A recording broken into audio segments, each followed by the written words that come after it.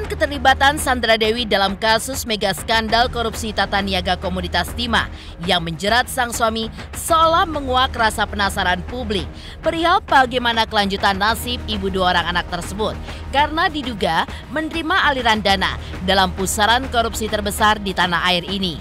Lantas, bagaimana jumlah uang dengan angka yang sangat besar tersebut bisa secara masif terorganisir dan mengalir kepada pihak-pihak yang telah dijadikan tersangka?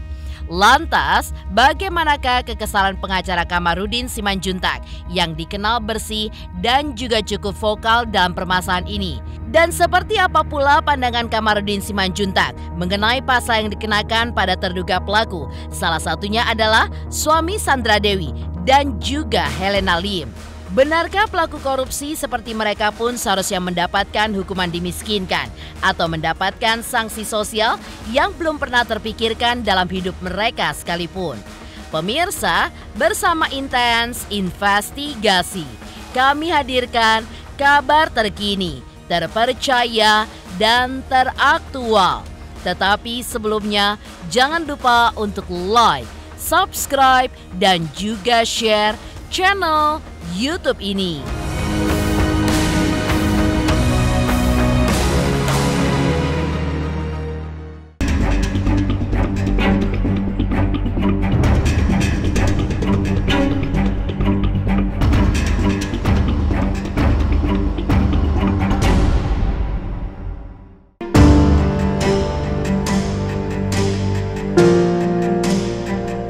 Sejumlah pengamat hukum akhirnya angkat bicara dalam kasus mega korupsi tata niaga Komoditas Timah yang menjerat belasan tersangka termasuk Helena Lim dan juga Harvey Mois.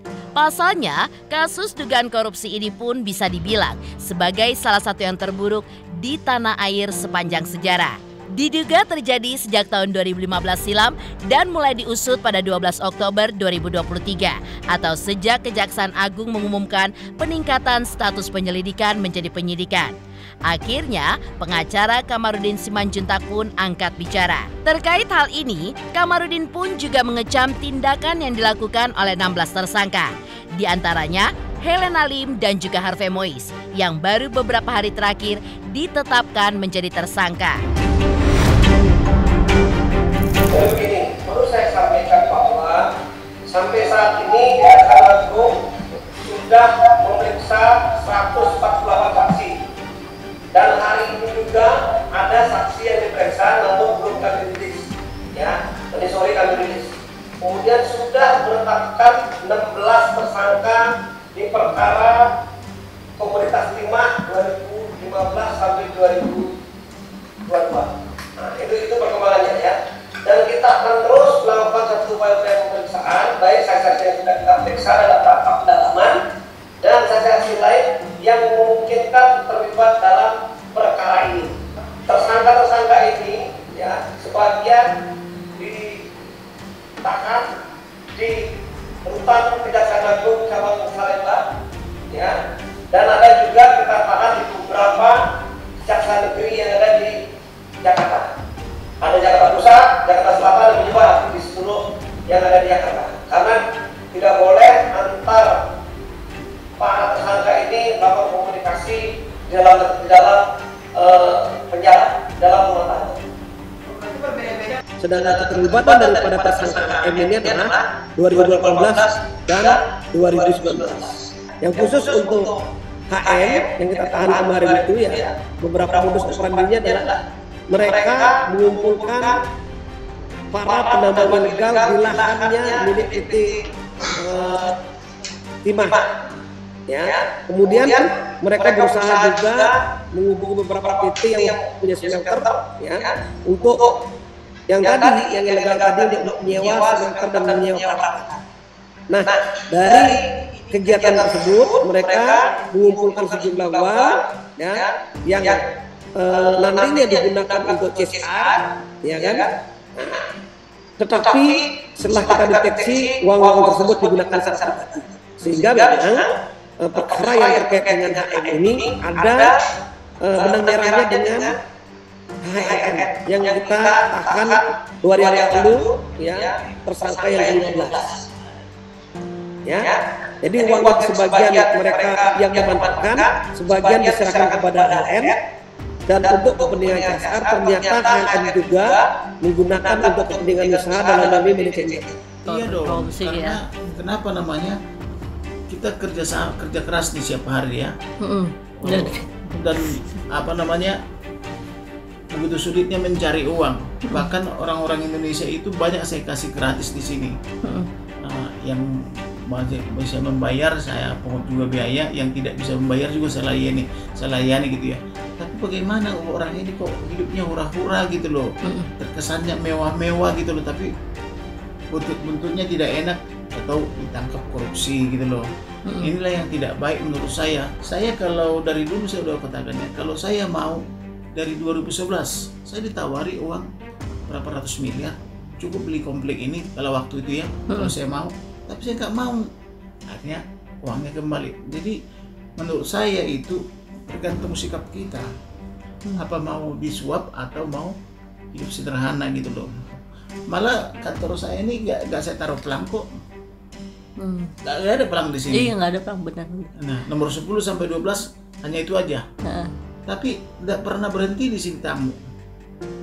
Baru saja keluar tamu kan langsung masuk kalian gitu. Ntar lagi juga ada tamu lagi. Nah, karena tujuan kita melayani sebanyak-banyaknya. Tapi kalau orang misalnya mau mencari kaya, ya taruh pelang, bikin apa gitu loh. Tujuannya di situ kan, ya terserah dia. Tapi kalau kita kan melayani orang sebanyak-banyaknya untuk tujuan mendapatkan keadilan dan memberikan rasa keadilan gitu loh. Jadi dalam hukum itu keadilan, kepastian hukum dan kemanfaatannya gitu loh harus terpenuhi minimal gitu loh. Selain itu, Kamarudin pun juga berpendapat jika pelaku korupsi yang menyebabkan negara merugi dengan nilai fantastis tersebut sudah seharusnya dimiskinkan atau disita harta kekayaannya untuk membayar seluruh ganti rugi dari hasil korupsi yang dilakukannya. Ya, dengan memiskinkan pelaku tentu dapat menimbulkan efek jera dan juga pembelajaran bagi masyarakat untuk tidak melakukan hal yang sama. Karena dugaan saya ya, korupsi itu kan umumnya dialihkan kepada ayah ibunya, suami atau istri, ponakan-ponakannya dan kakak adiknya. Maka sudah selayaknya mereka dimiskinkan. Korupsi ini kan ibaratnya kan melanggar pasal 2, pasal 3, pasal 18 ya. Tetapi kalau kita lihat selama ini di Indonesia sudah 24 tahun itu KPK, para penyandang korupsi itu happy-happy aja tuh. Malah terkesan jaksa sama sipir itu terkesan takut sama pelaku korupsi itu. Kenapa takut? Karena teman-temannya orang-orang hebat. Ibaratnya gini loh, lu macam-macam mau gua, awas nanti loh, kan gitu kan. Jadi bukannya petugas sipir itu atau hakim itu atau jaksa sama itu takut sama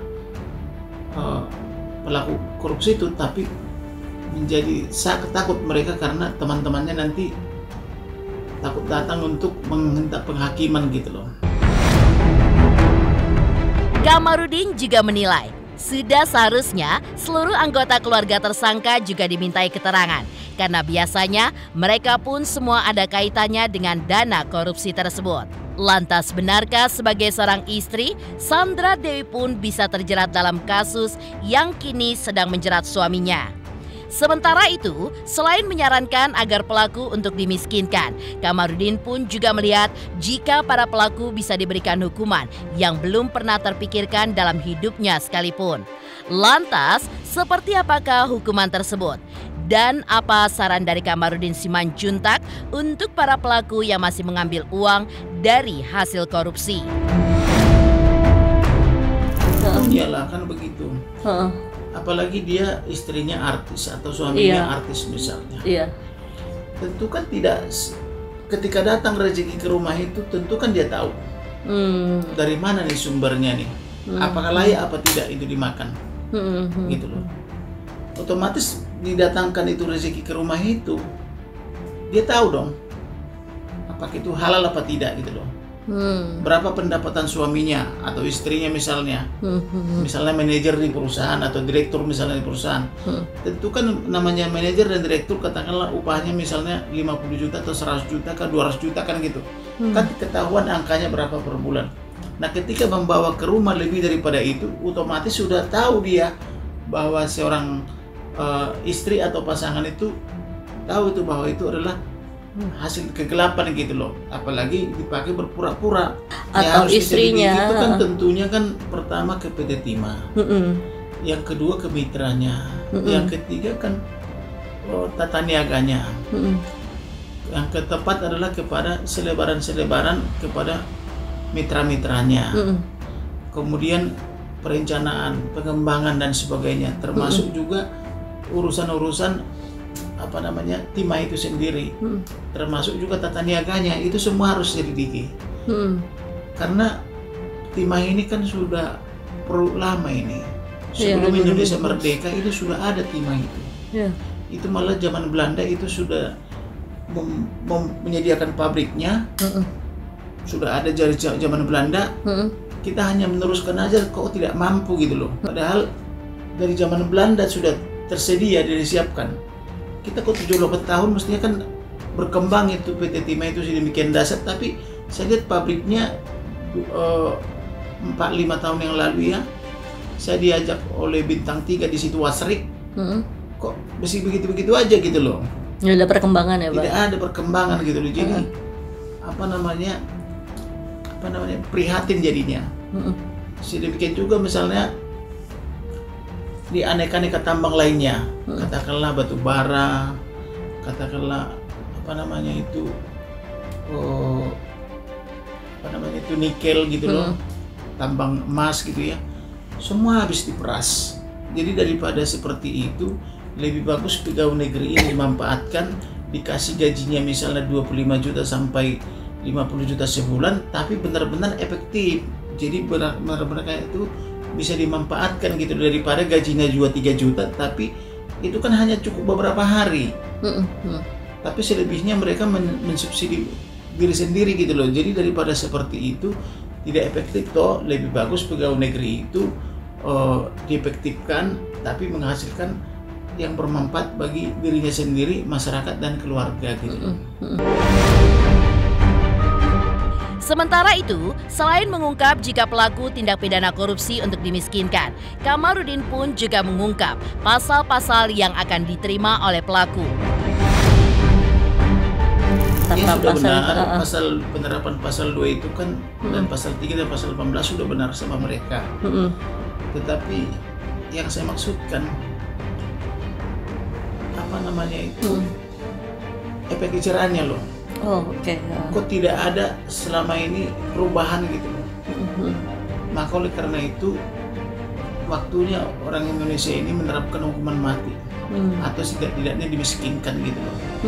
Dimiskinkan, lalu mereka dikasihlah pekerjaan dengan upah minimum provinsi gitu loh. Jadi mereka tidak hanya ditaruh di kurungan, tapi setiap saat bisa mereka dimanfaatkan membersihkan got, membersihkan taman, membersihkan mengangkut sampah, dengan berbagai pekerjaan-pekerjaan lainnya dengan pengawasan yang sangat ketat gitu loh.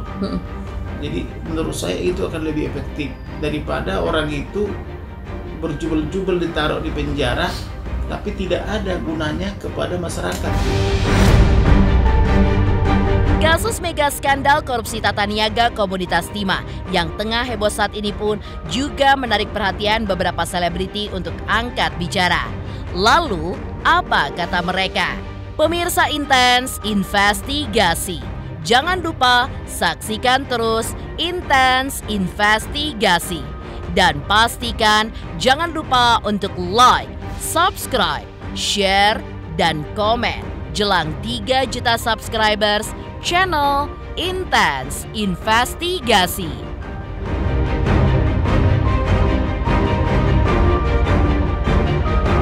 Saksikan Intens Investigasi 5 kali sehari hanya di YouTube channel Intens Investigasi.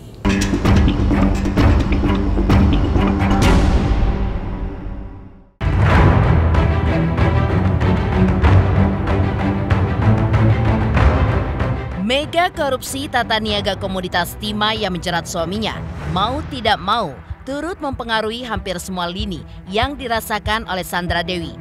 Dikabarkan baru saja diputus hubungan kerja dari salah satu brand kecantikan yang sempat menyewa jasanya. Dalam akun media sosialnya, Sandra Dewi pun juga terlihat menutup kolom komentarnya.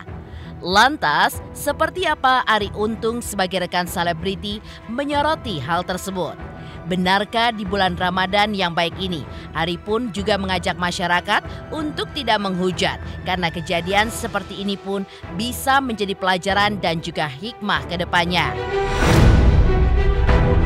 Jangan sampai ya satu rupiah aja itu bertanggung jawab besar. Saya mudah-mudahan akan ketemu jalan keluar terbaik ya, dan juga teman-teman juga jangan hujat-hujatan gitu karena ini bulan Ramadan dan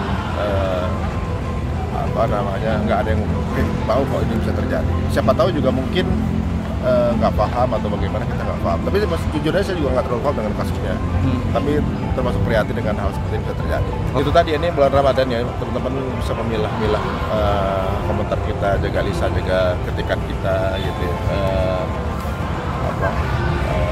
Kata-kata keras itu nggak bisa mengembalikan uangnya juga gitu ya.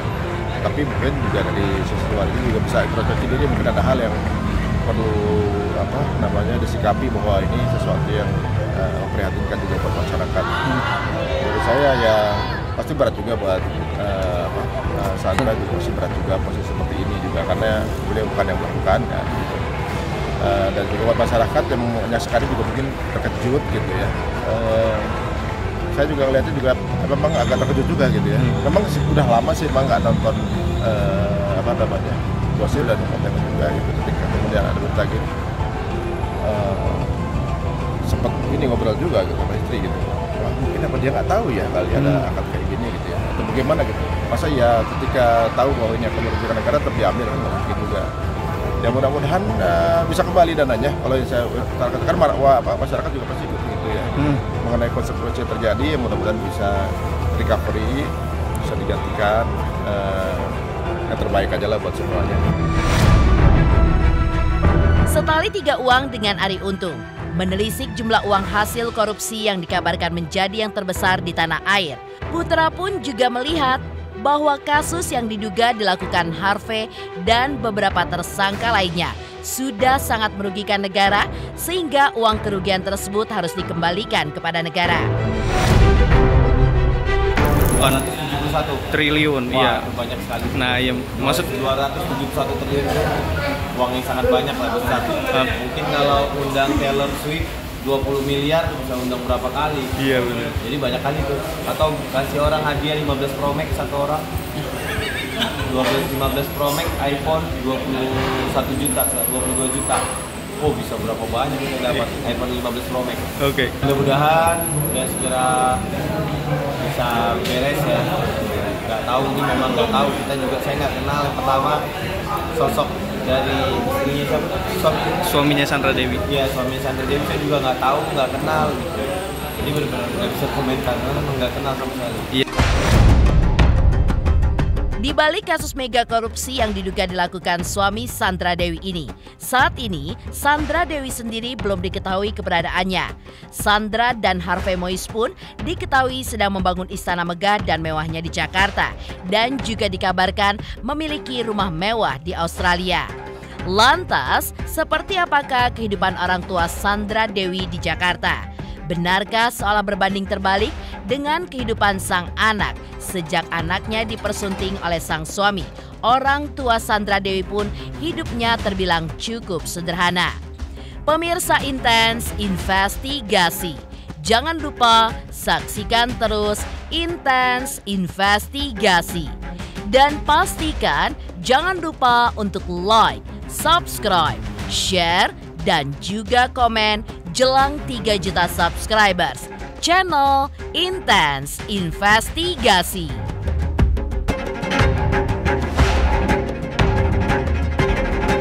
Jangan lupa saksikan Intens Investigasi 5 kali dalam sehari hanya di YouTube Intens.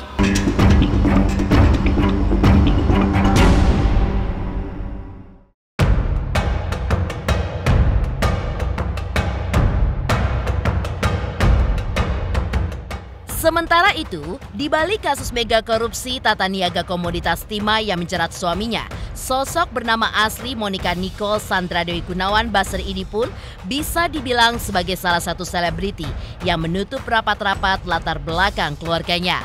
Lahir di Pangkal Pinang, Bangka Belitung 40 tahun lalu, Sandra adalah anak tertua dari 3 bersaudara pasangan Andreas Gunawan Basri dan Katarina Erliani. Selain itu, diketahui juga jika wanita berdarah Tionghoa dan Palembang tersebut memulai karirnya di dunia entertain pada tahun 2007 lalu atau sejak melanjutkan studinya di Jakarta. Lantas, seperti apakah sosok orang tua Sandra Dewi menurut pengakuan dari Satpam kediaman orang tuanya? Dan benarkah seolah berbanding terbalik dengan kehidupan sang anak sejak dipersunting oleh Harvey Mois? Hidup orang tua Sandra Dewi pun terbilang cukup sederhana. Ya, kalau orang tua Sandra Dewi masih tinggal di sini, di Perumahan Permata Regensi, ibu dan bapaknya dan adiknya masih di sini. Karena Sandra Dewi sudah pisah keluar. Ya, sudah nikah. Udah nikah, jadi udah bisa. Kadang-kadang datang aja sekali waktu hari kayak beliau. Dari Imlek datang kumpul keluarga, itu aja yang saya tahu. Yang saya tahu tuh, yang saya lihat hari Imlek ya, datang tuh keluarga. Kumpul. Tahun ini itu aja kemarin ya. Soalnya mungkin namanya manusia ya, manusia pasti punya hati lah. Karena kalau saya kan udah keluarga aja lagi, ya. Jadi ya biasa-biasa aja. Mungkin yang lain saya tahu. Ya orang tua pastilah dengar kabar seperti ini. Kalau masalah keluarga Sandra Dewi kayaknya orang tuanya maksudnya? Iya orang tuanya biasa-biasa aja. Biasa-biasa aja dengan kalau saya lihat dari forum muka dan kegiatan seperti biasa. Oh gitu. Ya nggak ada masalah apa-apa gitu. Tapi ya biasa-biasa aja lah. Orang tua Sandra Dewi di sini gimana Pak? Maksudnya berbaur dengan tetangga sekitar kah? Ikut mungkin kalau ada acara komplek ngikut atau seperti apa, arisan gitu-gitu Pak? Kalau masalah keluarga beliau, orang tuanya ibu dan bapaknya itu sangat baik dan sangat transparan dan sosial kepada anggota security Permata Regensi, baik security maupun warga, yang dekat ataupun yang sebelah kanan itu sangat berbaur, jadi sangat mengenal. Jadi beliau juga orang yang baik dan tidak ada hal apapun dalam wilayah atau lingkungan. Pemirsa Intens Investigasi, jangan lupa saksikan terus Intens Investigasi dan pastikan jangan lupa untuk like, subscribe, share, dan komen jelang 3 juta subscribers channel Intens Investigasi.